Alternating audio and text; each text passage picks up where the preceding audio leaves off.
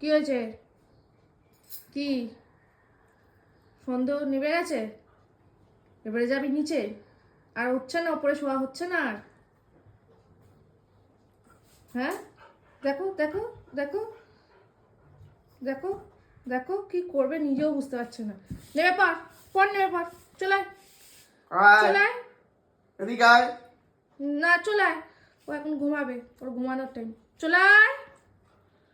তোর ঢংটা কিন্তু আমি এখন নিতে পারছি না। এখন কটা বাজে? এখন বাজে 6:40। এখন তুই যদি ঢং করিস তাহলে কি হবে তুই বল? হ্যাঁ, সকাল সকাল কাজ করবো নাকি তোর ঢং দেখবো? নেবে আয়।